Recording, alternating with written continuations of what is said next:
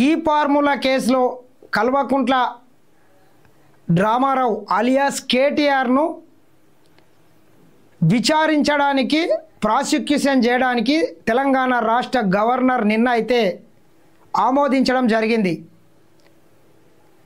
ఒక పక్క ఎన్నికల కోడ్ ఉన్న మంత్రివర్గం ఆమోదం లేకుండా వాళ్ళ అయ్యే జాగిరి అన్నట్లు ఇష్టం వచ్చినట్లు హెచ్ఎండిఏకి సంబంధించినటువంటి దాదాపు 55 కోట్ల రూపాయలను అక్రమంగా ఎక్కడో లండన్లో ఉన్నటువంటి ఈ ఫార్ములా కంపెనీకి తరలించినటువంటి వ్యవహారంలో 70 రోజుల తర్వాత తెలంగాణ రాష్ట్ర గవర్నర్ అయితే కేటీఆర్ని విచారించడానికి నిన్న అనుమతి అయితే ఇవ్వడం జరిగింది. ఈ దెబ్బతోని ఏ క్షణమైనా కేటీఆర్ను అరెస్టు చేయడానికి మార్గం సుగమమైందని మాత్రం చెప్పొచ్చు. చేసిందంతా చేసి నాకేం తెలియదు, నేను ఎరిపిలాగాని నోట్లేలు పెడితే నేను కొరకననే రీతిలో మాట్లాడి ప్రభుత్వం కక్ష కట్టింది, ఇట్లా డ్రామాలు వేసే ప్రయత్నం చేస్తున్నాడు కేటీఆర్. ప్రభుత్వమే కక్ష కట్టాలంటే నీలాగా ఏదో చిన్న కేసులో కూడా ఇరకబెట్టచ్చు. నీ అవినీతి అక్రమ కట్టడం, నీ విలాసవంతమైనటువంటి జీవితాన్ని గడుపుతున్నావు అని చెప్పి నీవు అక్రమంగా నిర్మించుకున్నటువంటి జన్వాడ ఫామ్ హౌస్ గురించి ఆ రోజు ఆనాటి ప్రతిపక్ష నాయకునిగా రేవంత్ రెడ్డి గారు పిసిసి అధ్యక్షునిగా నీ ఫామ్ హౌస్ను తెలంగాణ ప్రపంచానికి చూపించిండనే ఏకైక లక్ష్యంతో స్టేషన్ బెయిల్ ఇవ్వాల్సినటువంటి కేసుని అరెస్ట్ చేయించి దాదాపు 1 నెల రోజులు జైల్లో పెట్టి సునకానందం పొందినరు మీరు. కానీ రేవంత్ రెడ్డి గారు అధికారంలోకి వచ్చిన తర్వాత నీలాక ఏ రోజు అధికారం మాదంతో విర్రవీగలేదు. అంత ప్రాసెస్ ప్రకారం చేస్తున్నాడు. నోరు తెరిస్తే కక్ష కట్టిండ్రు అని నీకు సిగ్గు లేకుండా చెప్తున్నావు కేటీఆర్. కక్ష కడితే రిజర్వ్ బ్యాంకు 10 కోట్ల రూపాయల పెనాల్టీ ఎందుకు వేస్తుంది? ఒక దేశం నుంచి ఇంకొక దేశానికి ఏదైనా చెల్లింపులు చేయాలంటే అది పెద్ద మొత్తంలో ఉన్నప్పుడు ఖచ్చితంగా ఆర్బీఐ గైడ్లైన్స్ పాటించాలి, ఆర్బీఐ అనుమతి తీసుకోవాలి అనేటటువంటి రూల్స్ కూడా ఉన్నాయి. వీటన్నిటిని నువ్వు తుంగల దొక్కితే దాదాపు 10 కోట్ల రూపాయల జరిమానా ఆర్బీఐ విధించింది. ఇది సరిపోతుంది, ఈ ఒక్క ప్రూఫ్ సరిపోతుంది నువ్వు తప్పు చేసినావు అనేదానికి.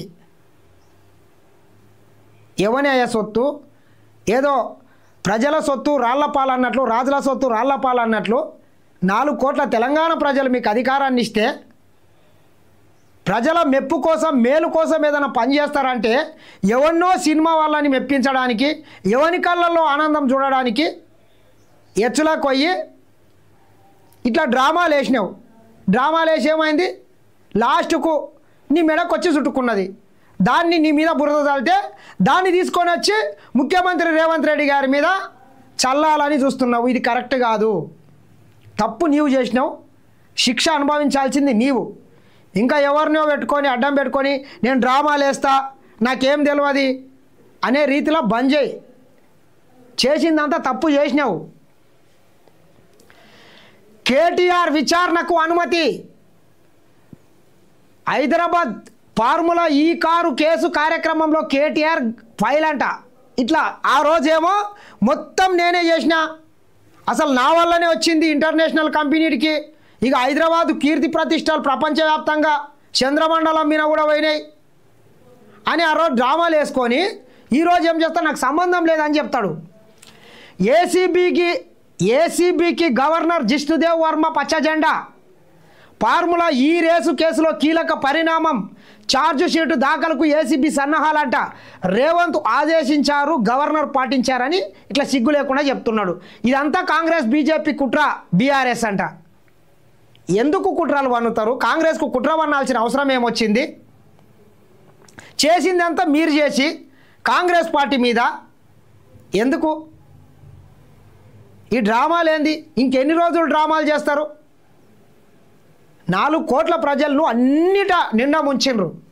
ఈ దెబ్బతో మిత్రులారా కేటీఆర్ యొక్క రాజకీయ భవిష్యత్తు ఖతమైపోయినట్లే. ఏం ముఖం పెట్టుకొని పోతాడు ప్రజలకు?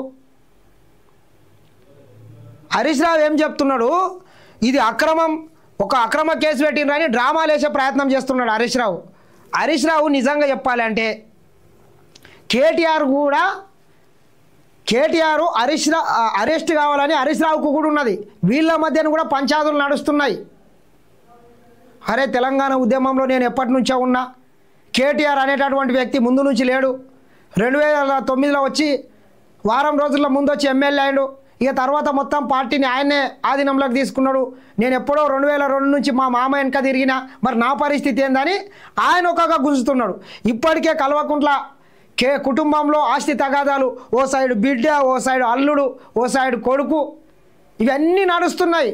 బయటికి చెప్పుకోలేకపోతున్నారు. అంతే 100% కేటీఆర్ అరెస్ట్ కావాలని హరీష్ రావే ముందు కోరుకుంటాడు. మీరు చూడండి మిత్రులారా, 100% హరీష్ రావు కేటీఆర్ అరెస్ట్ కావాలని కోరుకునే వ్యక్తి మొదటి వరుసలో ఉంటాడు. ఈరోజు ఏదో బుకాయించే ప్రయత్నం చేస్తున్నాడు.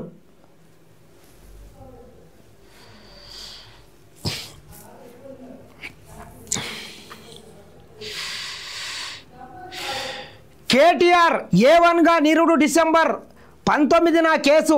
ఈ ఏడాది జనవరి 9, జూన్ 16న ప్రశ్నించిన ఏసీబీ. మొత్తం 10 మందిపై అభియోగాలు, 1000కి పైగా డాక్యుమెంట్లతో ప్రభుత్వానికి 78 పేజీల రిపోర్టు. ఫార్ములా రేసులో హెచ్ఎండిఏ నిధులు 54.89 కోట్ల దుర్వినియోగం అంట. సంస్థకు 75.88 కోట్ల నష్టం. క్విడ్ ప్రోకో ద్వారా బీఆర్ఎస్కు 44 కోట్ల ఎలక్ట్రోలర్ బాండ్స్ ఇచ్చిండ్రు. ఈ ఫార్ములా పేరు మీద వీళ్ళు డ్రామాలేసి ఈ కాంట్రాక్ట్ వాళ్ళకి ఇస్తే వాళ్ళు మిగతా రూపంలో ఎలక్ట్రోలర్ బాండ్స్ రూపంలో బీఆర్ఎస్ పార్టీకి 44 కోట్ల రూపాయలు విరాళం ఇచ్చిండ్రు.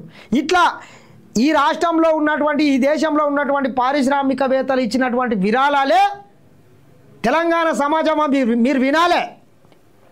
ఆ రకంగా వచ్చినటువంటి విరాళాలే వీళ్ళ పార్టీ అకౌంట్లో దాదాపు 1700 కోట్ల రూపాయల నగదులు ఉన్నాయి. ఆ పైసలు చూసుకొని వీక్కుంటా విచ్చలవిడిగా ఓట్లని కొంటున్నారు. ఈయన్నే సక్కా వీకకుండా ఇక దేశాన్ని వెళ్తాం అని చెప్పి దేశవ్యాప్తంగా పార్టీ పెడతామని చెప్పి మహారాష్ట్రలో, మధ్యప్రదేశ్లో, ఆంధ్రప్రదేశ్లో, ఛత్తీస్గఢ్లో వివిధ రాష్ట్రాల్లో పోయి డ్రామాలు వేసి కోట్ల రూపాయలు తగలబెట్టిందే కాకుండా పంజాబ్ రైతులకు వెళ్ళి కూడా మన పైసలు పంచిపెట్టిన ఘనత వీళ్ళది. ఈరోజు వీళ్ళు చేసిండ్రు, వాళ్ళు చేసిండ్రు అని ఒగలేడుపులు ఏడుస్తున్నారు.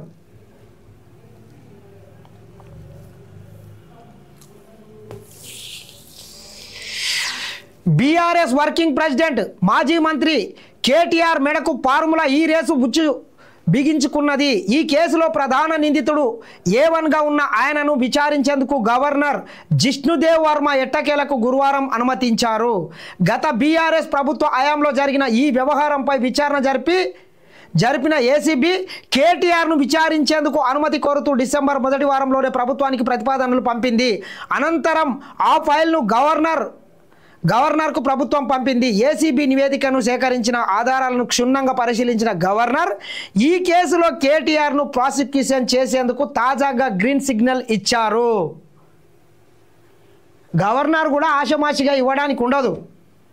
కేసుకు సంబంధించినటువంటి వివరాలను మొత్తం క్షుణ్ణంగా పరిశీలించి అవసరమైతే న్యాయ నిపుణుల సలహాలు తీసుకొని మాత్రమే ఇస్తారు. మరి నీవు తప్పు చేయకుంటే గవర్నర్ ఎందుకు అనుమతిస్తుండే? దాదాపు 70 రోజులు ఫైల్ పక్కన పెట్టుకొని దాన్ని క్షుణ్ణంగా పరిశీలించి మాత్రమే అనుమతి ఇచ్చాడు. అంటే 100% నువ్వు తప్పు చేసినావు. అడ్డంగా దొరికిపోయినటువంటి దొంగలు మీరు. దేన్ని వదలలే. ఒక మాజీ మంత్రిని, అందులోనూ ప్రధాన ప్రతిపక్ష పార్టీకి చెందిన కీలక నేతను విచారణ చేయడానికి గవర్నర్ అనుమతి లభించడం రాష్ట్ర రాజకీయాల్లో హాట్ టాపిక్గా మారింది.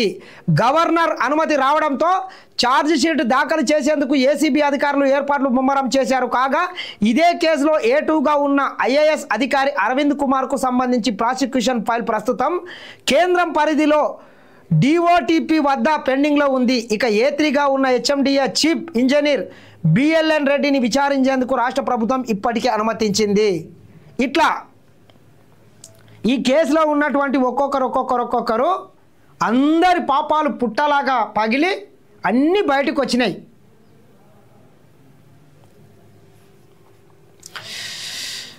అట్లుంటే హరీష్ రావు ఏం చెప్తాడు చూడండి. ఇది కక్ష సాధింపేనంట. కాంగ్రెస్ కోడిగుడ్డుపై ఈకలు పీకుతుంది. హరీష్ రావు అక్రమ కేసులో కేటీఆర్ని ఇబ్బంది పెట్టాలని చూస్తున్నారని ఫైర్ అంట. ఇట్లుంటుంది డ్రామారావుది. ఎవరి మీద ఎవడు ఎందుకు చేస్తాడు? కోడిగుడ్డ మీద ఈకలు కాదు, ఈ రాష్ట్రానికి సంబంధించి 4 కోట్ల ప్రజల ఈకలు పీకి వేల కోట్ల ఆస్తులు సంపాదించుకున్న దొంగలు మీరు. నిండా ముంచిండ్రు, దేంట్లో వదలలే. కాళేశ్వరం కావచ్చు, ఈ ఫార్ములా కావచ్చు, మిషన్ కాకతీయ, మిషన్ భగీరథ, ఇట్లా చెప్పుకుంటూ పోతే ప్రతి దాంట్లో కుంభకోణాలు చేసిండ్రు. తెలియదనుకుంటున్నావా హరీష్ రావు? నీ అల్లిపూర్ ఫామ్ హౌస్ కథ, 100 ఎకరాలు, అవన్నీ బయటకు వస్తాయి, ఆధారాలతో తీసుకొచ్చినాం. నీ గిడ హరీష్ రావు కేటీఆర్ అరెస్ట్ కావాలనే ఉంది. ఏదో మీద మేకపోతు గాంభీర్యం లాగా ఏదో దొంగ ప్రేమ ప్రదర్శిస్తున్నావు, కానీ 100% హరీష్ రావు కేటీఆర్ అరెస్ట్ కావాలి, ఆ పార్టీని నా చేతుల్లోకి తీసుకోవాలని చూస్తున్నాడు. ఇప్పటికైనా బయటికి రా హరీష్ రావు. నిన్ను ఎంతసేపు గేట్ కాడ కీపర్ లాగా చూస్తున్నాడు. వరంగల్ సభ సందర్భంగా చూసినాం, పుదర్శానం కొట్టినాడు పోయలేకలేవంట, కానీ అప్పుడు వచ్చినోడు 60 ఏటం కొట్టినని ఒక సామెత ఉంది మా పాలమూరులో. అట్లా నీవు 2002 నుంచి మేము ఆమె అంటుండి ఊడిగం చేసినాడు ఎక్కడ పోయినావో, కానీ 2014లో 2015లో యాక్టివ్ అయినోడు మొత్తం ఈరోజు పార్టీని కబ్జా చేయాలని చూసి సొంత చెల్లెల్ని ఎలగొట్టిండు. నీవెంత నీవు అనుకుంటున్నావు? కానీ